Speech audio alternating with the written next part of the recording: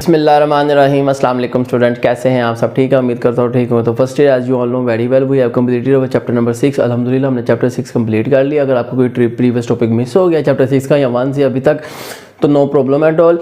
मेरी 11th class physics playlist है YouTube पे, ठीक है। डिस्क्रिप्शन में आपको लिंक भी मिल जाएगा और डीएम में भी पूछ सकते हैं, ठीक है। जिसमें मैंने चैप्टर 1 से लेकर चैप्टर 6 तक तमाम लेक्चर्स अपलोड किए, including exercise short, including numericals, ठीक है बच्चों। हाँ जी, अगर फिर भी आपने कोई और टॉपिक समझना आप मुझे कमेंट सेक्शन में बता सकते हैं, आपको उसकी वीडियो मिल जाएगी, ठीक है बच्चों। हाँ जी, इसी तरह मेरी 11th क्लास की ना पास पेपर की भी प्लेलिस्ट है और गैस की भी है, सॉल्यूशंस की भी है, ठीक है, पास पेपर के। और बहुत ही इंपॉर्टेंट एमसीक्यू शॉर्ट वगैरह की भी है, जहाँ से आप उनको स्टडी कर सकते हैं। आपके एग्जाम्स आने वाले हैं, ठीक है। Good luck for your exams. और बच्चों आज की इस वीडियो को स्टार्ट करते हैं, जिसमें हम पढ़ेंगे चैप्टर नंबर 6 के एक्सरसाइज के शॉर्ट क्वेश्चन, ठीक है। अगर आपने अभी तक चैनल को सब्सक्राइब नहीं किया, जल्दी से सब्सक्राइब कर दे और बेल आइकन को प्रेस कर दे, ताकि आने वाले लेटेस्ट लेक्चर आप तक टाइमली पहुंच सके और आप उनकी तैयारी कर सकें, ठीक है बच्चों। चलते तो बच्चों क्वेश्चन नंबर 1 है हमारे पास, what you mean by viscosity. हमने एक्सप्लेन करना है जी पहले सवाल में विस्कोसिटी को। इसका एक ग्रीक लेटर सिंबल है, इसे ईटा पढ़ते हैं, ठीक हो गया। मैंने शॉर्ट क्वेश्चन पहला लेक्चर मेरा चैप्टर 6 का जिसमें मैंने इसको एक्सप्लेन किया, वहां से भी स्टडी कर सकते हैं। यहाँ पे हम दोबारा कर लेते हैं क्या कि the frictional force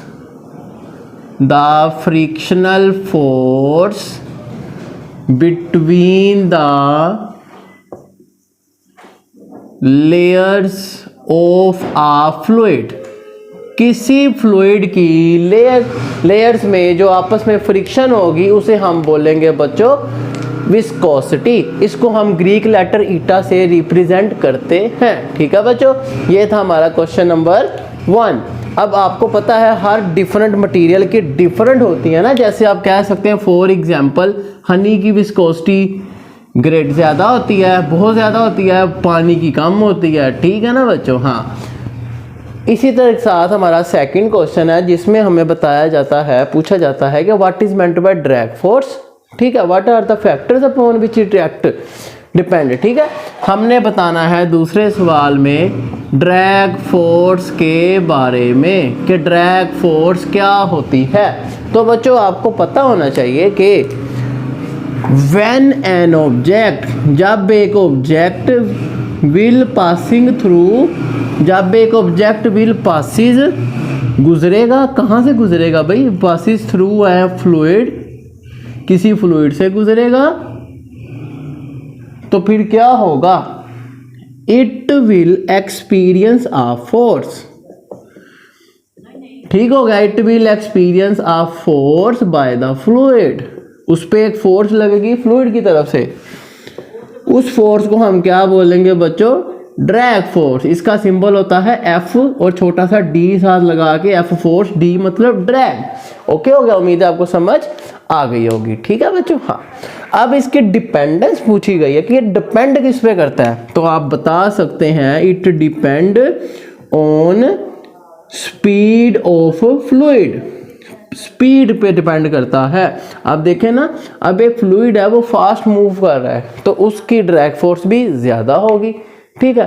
slowly move करेगा कम होगी, नहीं मूव करेगा होगी नहीं, कम होगी। फिर ऑब्जेक्ट जब मूव करेगा तो उसकी होगी, फिर भी होगी, ठीक है। हाँ, इसी के साथ चलते हैं क्वेश्चन नंबर 3 की तरफ। क्वेश्चन 3 हमारे पास गिवन है, in which he saying why fog droplet appear to suspend in air, के फॉग के जो ड्रॉपलेट, लेट से ये एक ड्रॉपलेट है फॉग का, ये क्यों यहाँ पे स्ट्रक हो जाता है हवा में, ठीक है। ऊपर से आ रहा था ये, एक वक्त है यहाँ आके ये स्ट्रक हो गया। क्यों स्ट्रक होगा, इस पॉइंट पे होगा जब उसकी ये जो ड्रैग फोर्स और ग्रेविटी की फोर्स इक्वल हो जाएंगी, तो ये ऑब्जेक्ट, ये जो फॉग पार्टिकल है, ड्रॉपलेट है, रुक जाएगा, ठीक है। हाँ, बात समझ आई आपको। हाँ, तो अब यही इसका आंसर है कि because its drag force will be equal to its weight, gravity की force, that's why it stuck in the air, simple। हो सके डायग्राम बना के एक्सप्लेन करते हैं अच्छे से, ठीक है। क्वेश्चन नंबर 4 है जी, explain the difference between laminar and turbulent flow. ये भी हमने पढ़ा है, दोबारा पढ़ लेते हैं। एक है बच्चों लैमिनार फ्लो, लैमिनार फ्लो का दूसरा नाम था स्ट्रीमलाइन। स्ट्रीम कहते हैं जी नहर को, कि ये एक नहर सीधी मूव करती है, जहाँ पे उसका पहला पार्टिकल जा रहा है उसके पीछे दूसरा लाइन में जा रहे हैं सारे, ठीक है। हाँ, तो इसे कहते हैं ऐसा फ्लो जिसमें जहाँ एक पहला पार्टिकल गुजरे उसके पीछे दूसरा गुजरे, उसके पीछे तीसरा, सारे पार्टिकल उसी रास्ते से गुजरे, इसे बोलेंगे स्ट्रीमलाइन फ्लो, लैमिनार फ्लो। और दूसरा आ जाता है टर्ब्यूलेंट फ्लो। टर्ब्यूलेंट फ्लो इसको कहते हैं बच्चों इर्रेगुलर फ्लो। इसकी एक डायग्राम आपको बुक में नज़र आएगी कि इस तरह से फ्लो था और ये सारा डिस्टर्ब हो गया। तो ये फ्लो था ऐसे, कोई इधर को चला गया, कोई इधर को चला गया, कोई इधर को, कोई ऑल डायरेक्शंस में वो फैल गया। ऐसे फ्लो को हम क्या बोलेंगे? Turbulent flow. ठीक हो गया। हाँ जी, इसी के साथ चलते हैं नेक्स्ट क्वेश्चन नंबर 5 की तरफ। क्वेश्चन 5 में हमें बताया गया है कि state the Bernoulli's relation for a fluid in motion describe the same of its application। हमने बर्नौलीज इक्वेशन के बारे में बताना है। क्वेश्चन नंबर 5 है बर्नौलीज इक्वेशन। अब इसमें क्या कहा जाता है, अगर आपको याद हो इसकी एक डेफिनेशन थी। डेफिनेशन क्या थी? Sum of pressure, kinetic energy और potential energy is for an ideal fluid throughout its path remain constant. Sum of pressure, kinetic energy, potential energy for an ideal fluid throughout the path remain constant. ये क्या है? Bernoulli's equation है। और अगर आपको याद हो, हमने इस चैप्टर में इसकी 2 एप्लीकेशन पढ़ी थी, एक टॉरिसेलिस थ्योरम और एक हमने पढ़ी थी वेंट्री रिलेशन। ठीक हो गया। हाँ, तो इसी के साथ चलते हैं क्वेश्चन नंबर 6 की तरफ। ठीक है बच्चों? हाँ जी,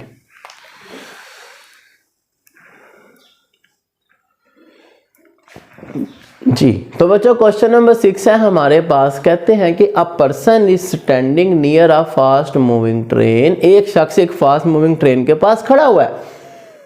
is there any danger that he will fall toward it? क्या मतलब है? क्वेश्चन नंबर 6 है जी कि ये एक ट्रेन मूव कर रही है, ये ट्रेन है, फास्ट मूविंग है।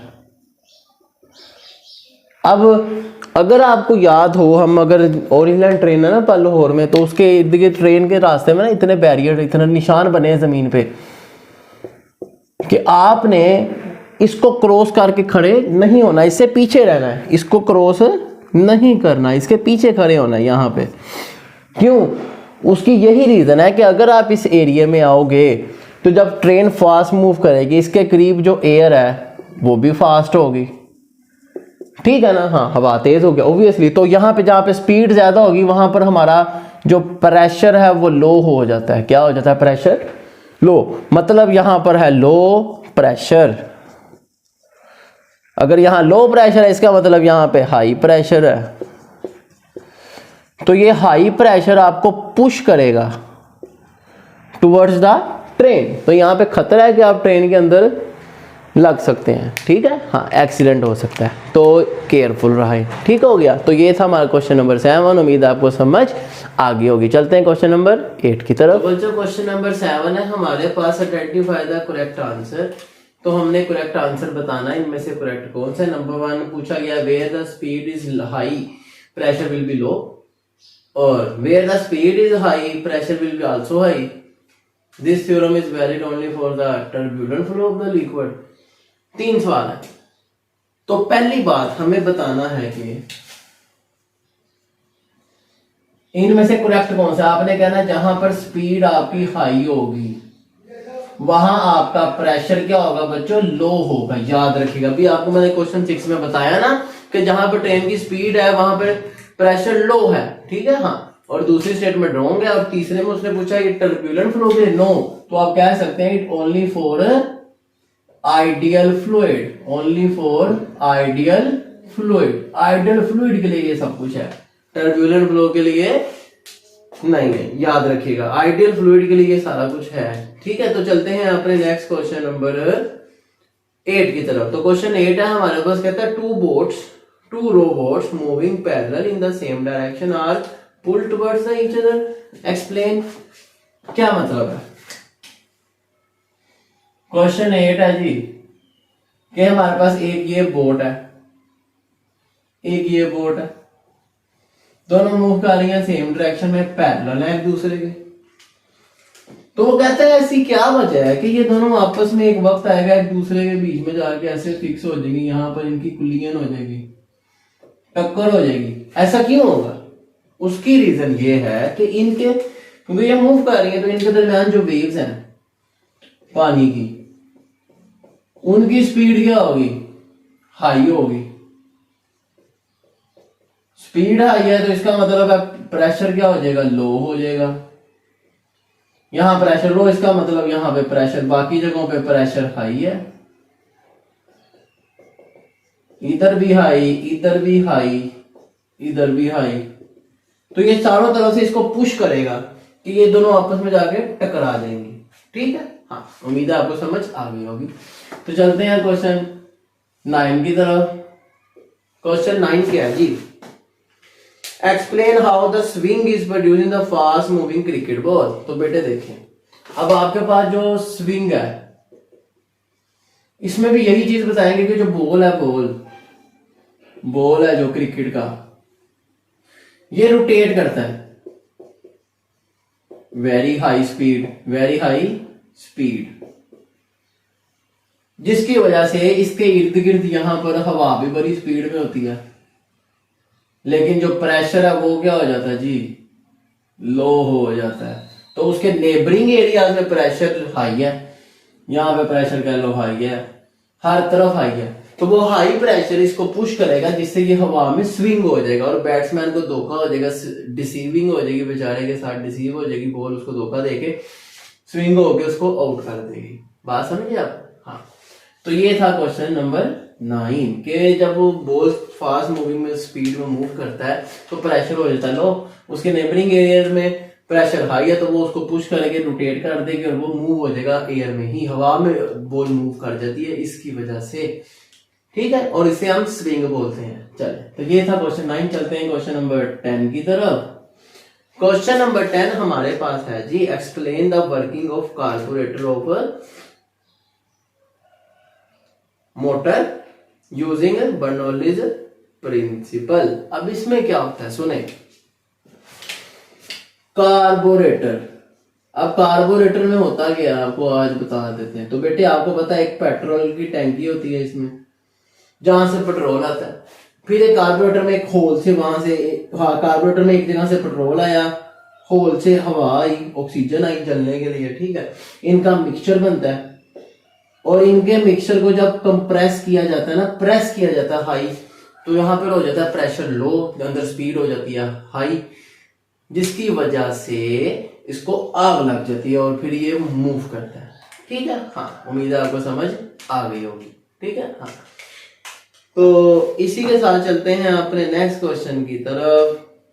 For what position will the maximum blood pressure in the body have the smallest value? Standing upright, sitting or lying horizontal, standing on one hand। एक हाथ पे खड़े हैं, लेट गए हैं, सबसे ज्यादा प्रेशर हाई होगा जब आप एक हाथ पे खड़े हैं, आपका प्रेशर हाई होगा उस वक्त, और सबसे कम कब होगा जब आप लेटे हुए हैं, ठीक है। हाँ, तो ये दो कंडीशन है। क्वेश्चन नंबर 11 की, हाई ब्लड प्रेशर कब है जी? वन हैंड में जब आप खड़े हैं, और लो ब्लड प्रेशर कब है जी? जब आप लाइंग है हॉरिजॉन्टल, लेटे हुए हैं। तो ये दो कंडीशन है, सिंपल आपने बस बता देना, ठीक है। लास्ट क्वेश्चन आता है क्वेश्चन नंबर 12, जिसमें हमें पूछा जाता है जी, इन एन ऑर्बिटिंग स्टेशन, ठीक है, would be the blood pressure in the major arteries in the leg ever the greater than the blood pressure in the major arteries of the neck, ठीक है। तो आप बताएंगे सिंपली ये equal होगा, ज्यादा कुछ नहीं होगा। एक स्पेस स्टेशन में एक शख्स है, अब आप जैसे अब मैं हूं, मैं एक स्पेस स्टेशन में काम कर रहा हूँ, ठीक है, स्पेस में, तो क्या नेक में अलग प्रेशर होगा, लेग्स में अलग होगा? नहीं, सेम होगा, क्योंकि दोनों पूरा जिस्म मौजूद है, ठीक है, खाली नेक मौजूद नहीं है या खाली लेग मौजूद नहीं है, पूरी बॉडी का एक इंडिविजुअल मौजूद है, ठीक है। हाँ, तो दोनों जगह पे सेम प्रेशर होगा। उम्मीद है आपको समझ आ गई होगी, ठीक है। हाँ, तो इसको भी बता देते हैं कि क्वेश्चन नंबर 12 में हमारे पास आप कहेंगे both arteries either its leg और neck have the same blood pressure. Okay बच्चों, उम्मीद है आपको समझ आ गई होगी। चले मिलते हैं आपसे नेक्स्ट वीडियो में। अगर उससे पहले बता दो, अभी तक आपने चैनल को सब्सक्राइब नहीं किया, जल्दी से सब्सक्राइब कर दो और बेल आइकन को प्रेस कर दे। तो नेक्स्ट वीडियो में हम करेंगे चैप्टर 6 के न्यूमेरिकल्स, ठीक है बच्चों। हाँ जी, तो उम्मीद है आपको समझ आ गई होगी। अगर आपका कोई क्वेश्चन हो आप कमेंट सेक्शन में पूछ सकते हैं। इसी तरह आपने कोई और टॉपिक समझना है वो भी मुझे कमेंट सेक्शन में बता सकते हैं। चले मिलते हैं आपसे नेक्स्ट वीडियो में। सी यू देन, अल्लाह हाफिज।